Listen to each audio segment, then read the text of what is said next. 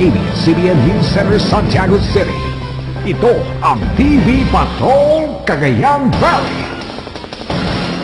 Magandang hapon, lambak ng Cagayan. Kami ang mga patrol ng Pilipino, nagbabalita at naglilingkod sa inyo.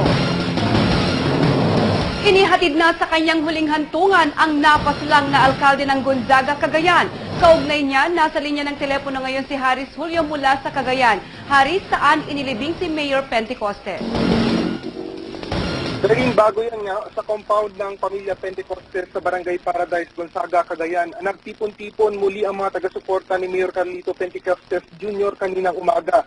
Suot nila ang puting t-shirt at badge na may naka-imprentang Justice for CFPJ habang sinasagawa ang necrological service. Emosyonal ang kanyang pamilya sa gitna ng mga mensahe para sa napaslang na alkalde. Kabilang sa nagsalita ang personal secretary, ilang matalik na kaibigan, kapatid, apo at bunsong anak ni Mayor Pentecostes.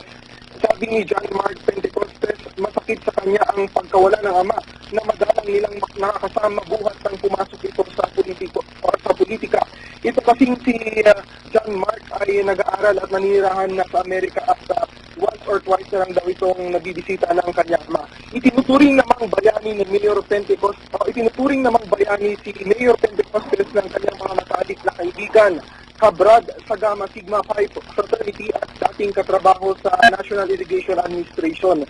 Sa kanyang response naman, iginiit ng kabiyak ni Mayor Pentecostes na si Marilyn Pentecostes na hindi karapat-dapat sa isang lingkod bayan gaya ni Mayor Pentecostes ang karumal-dumal na pagpaslang. Nananawagan siya ng mabilis na pag-usad ng hustisya.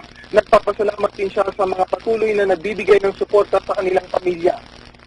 Tinanggap din kanina ng pamilya Pentecostes ang mga kopya ng resolution ng lokal na pamahalaan ng Gonzaga at ang sister town nitong Cabugao, Ilocos Norte.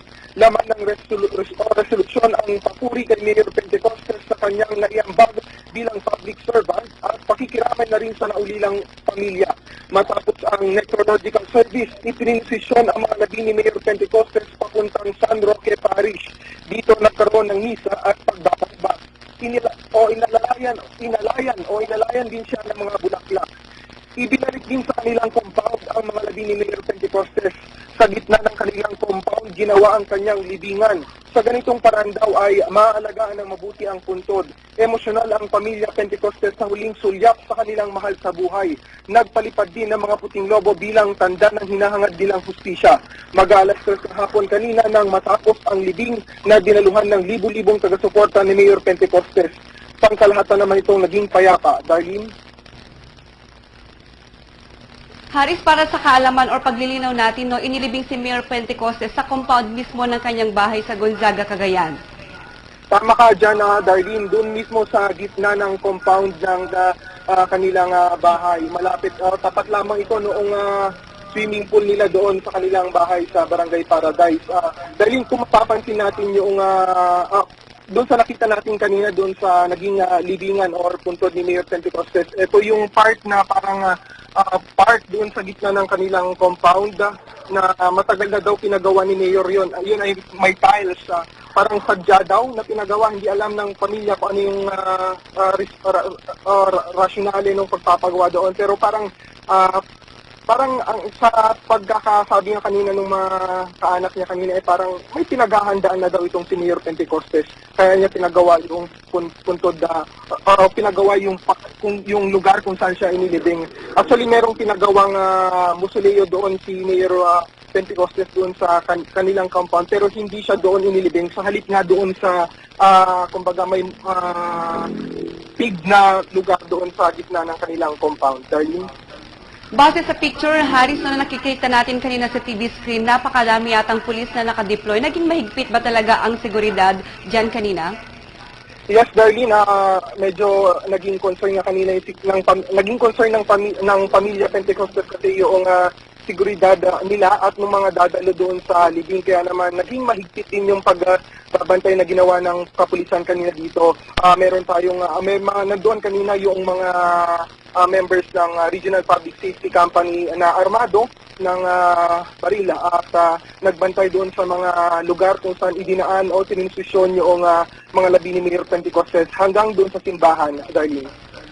Nagkaroon ba ng intel report o impormasyon na magkakaroon ba ng kaguluhan o may maghahasik ng hindi ka nais-nais gayong considering na inatake at saka pinagbabaril si Mayor Pentecostes? Dahil sa bagay na yan ay wala naman tayong nakuhang impormasyon kanina tungkol kung meron nga bang naging pagbabanta sa gagawing libing ni Mayor Pentecostes. Gayun pa man, Darlene, ay naglaan pa rin sila ng mahigpit na seguridad na napansin natin kanina doon sa nangyaring paghahatid sa huling hantungan kay Mayor Pentecostes. Darlene? Haris, nagkaroon ka ba ng pagkakataon na makausap ang kapatid o kaya ang may bahay ni Mayor Pentecostes? Kasi napansin ko kanina sa report mo na ang hinihingi na lang ng tulong ay ilang senador pero mukhang hindi nabanggit si Senator Enrile gayong taga Region 2 o taga Cagayan siya. Darlene, kanina sinubukan nating habulin nga kanina ang kabiyak ni Mayor Pentecostes pero nauna na ito nung pumasok doon sa kanilang bahay at medyo pagod lang araw ito doon sa nangyaring paglilibing kanina. Sa halip ang nakausap natin kanina ay ang panganay na babaeng kapatid ni Mayor Pentecostes na si Juliet Pentecostes Castillo na nananawagan na umaapil ngayon kay Pangulong Benigno Aquino III at doon sa mga nabanggit mo kanina, si Senator Miriam Santiago, Senator Chis Escudero at Senator Antonio Trillanes ay humihingi rin ng tulong ang pamilya Pentecostes para mabigyan ng agarang hustisya. Dahil hindi na nabanggit sa atin kanina ng pamilya Pentecostes o ng kapatid ni Mayor Pentecostes na si Juliet ang pangalan ni Mayor Enrile. Hindi natin alam kung ano yung dahilan. Pero kung mapapansin natin itong kung tatanungin niyo bakit nabanggit itong si Senator Miriam Santiago, Senator Chis Escudero at Senator Antonio Trillanes, tinanong natin kanina yung kapatid ni Mayor Pentecostes kung bakit sila yung personal na sa kanila personal na nanawagan itong pamilya.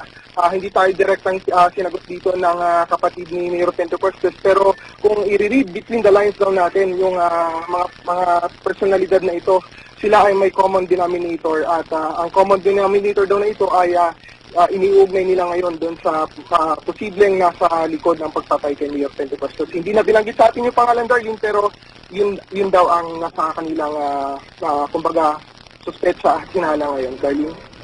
Okay, maraming salamat, Haris Julio.